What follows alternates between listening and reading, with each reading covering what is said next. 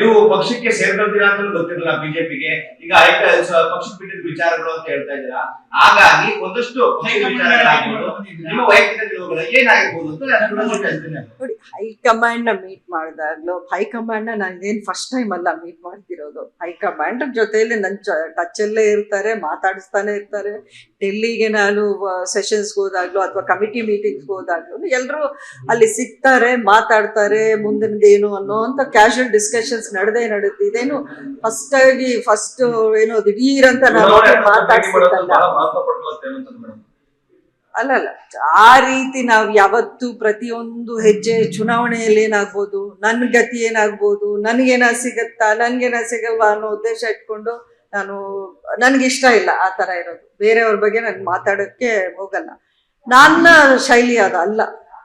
ಚುನಾವಣೆ ಅಥವಾ ನನಗೆ ಏನಾದ್ರೂ ಸಿಗ್ಲೇಬೇಕು ಅಂದ್ರೆ ನನಗೆ ಆಪ್ಷನ್ಸ್ ತುಂಬಾನೇ ಇದೆ. ನಿಮ್ಗೆ ಗೊತ್ತದು, ನೀವೇ ಹಾಕ್ತಿದ್ದೀರಾ ಅಲ್ಲಿ ಇಲ್ಲಿ ಎಲ್ಲ ಅಂತ. ನಾನು ಅದನ್ನೆಲ್ಲ ಬಿಟ್ಟು ಮಂಡ್ಯ ಅಂತ ನಾನು ಯಾಕೆ ಇನ್ಸಿಸ್ಟ್ ಮಾಡ್ತಾ ಇದ್ರಿ? ಇದು ಕಷ್ಟ ಅಂತ ಗೊತ್ತು ನನಗೆ, ಚಾಲೆಂಜಿಂಗ್ ಅಂತಾನು ಗೊತ್ತು, ಇದಕ್ಕೆ ನಾನು ಹೋರಾಡಬೇಕು ಅಂತಾನು ನನ್ಗೆ ಗೊತ್ತು. ಆದ್ರೂ ನಾನು ಮಂಡ್ಯ ಅಂತ ಏನಕ್ಕೆ ಸ್ಟಿಕ್ ಆನ್ ಆಗ್ತೀನಿ ಅಂದ್ರೆ ನನಗೆ ಆ ಋಣ ಇದೆ, ಆ ಒಂದು ಎಮೋಷನಲ್ ಕನೆಕ್ಷನ್ ನನಗಿದೆ. ಇಲ್ಲಿ ನನಗೆ ಮಂಡ್ಯ ಅಂದ್ರೆ ಅಂಬರೀಷ್ ಅವ್ರು ನನ್ನ ಜೊತೆಯಲ್ಲಿ ಇದ್ದ ಹಾಗೆ ನನ್ಗನ್ಸುತ್ತೆ. ಸ್ಪಷ್ಟವಾಗಿ ಹೇಳ್ತೀನಿ, ಇಲ್ಲಿ ಇದ್ದಾಗ ನನಗೆ ಅವ್ರು ನನ್ನ ಜೊತೆಯಲ್ಲಿ ಇದ್ದಂಗೆ ನನ್ಗನ್ಸುತ್ತೆ. ಅದಕ್ಕೆ ಯಾಕೆಂದ್ರೆ ಅವ್ರು ಮಂಡ್ಯ ಬಿಟ್ಟು ಒಂದ್ಸತಿ ಮಂಡ್ಯಗೆ ಅವ್ರು ಬಂದ ಮೇಲೆ ಎಷ್ಟೋ ವರ್ಷಗಳು ಅಂಬರೀಷ್ ಅವ್ರಿಗೆ ಇದ್ದಂತ ಒಂದು ಕೆರೆಸ್ಮಾಗೆ ಅವ್ರಿಗೆ ಇದ್ದಂತ ಇಡೀ ರಾಜ್ಯದಲ್ಲಿ, ಬರೀ ಮಂಡ್ಯದಲ್ಲಿ ಅಲ್ಲ, ಎಲ್ಲೋದ್ರೂ ಅವ್ರಿಗೆ ಆ ರೀತಿಯ ಒಂದು ಅಭಿಮಾನ ಇತ್ತು. ಬಟ್ ಅವರು ಮಂಡ್ಯ ಬಿಟ್ಟು ಎಲ್ಲೂ ಹೋಗಿಲ್ಲ. ಏನಕ್ಕಂದ್ರೆ ಆ ಒಂದು ಪ್ರೀತಿ, ವಿಶ್ವಾಸ, ಅಭಿಮಾನ ಅವ್ರಿಗಿತ್ತು. ಅದನ್ನ ಉಳಿಸ್ಕೊಂಡು ಹೋಗ್ಬೇಕು ಅನ್ನೋ ಕಾರಣಕ್ಕೆ ತಾನೇ ನಾನ್ ರಾಜಕಾರಣಕ್ಕೆ ಬಂದಿದ್ದು. ಅದನ್ನು ಬಿಟ್ಟು ಹೋಗಿ ಅಂತ ನಾನು ಯಾಕೆ ಬಿಟ್ಟು ಹೋಗ್ಬೇಕು? ಮೇಡಮ್, ಬೆಂಗಳೂರು ನಾರ್ತ್, ಬೆಂಗಳೂರು ಆ ಕಡೆ ನೋಡೋದಿಲ್ಲ ಬಿಜೆಪಿ.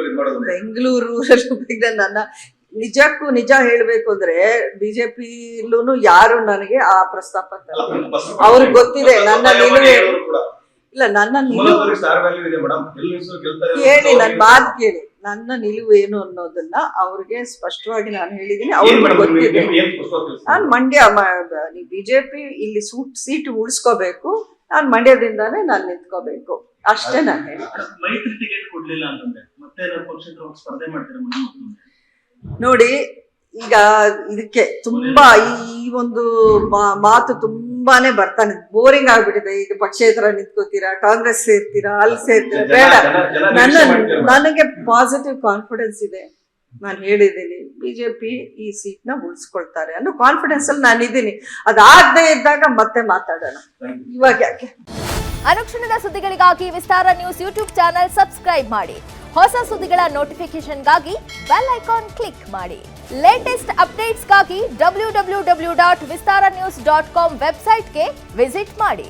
ಅಂಗೈಯಲ್ಲೇ ಜಗತ್ತಿನ ಸುದ್ದಿ ತಿಳಿಯಲು ವಿಸ್ತಾರ ನ್ಯೂಸ್ ಕನ್ನಡ ಆಪ್ ಡೌನ್ಲೋಡ್ ಮಾಡಿ.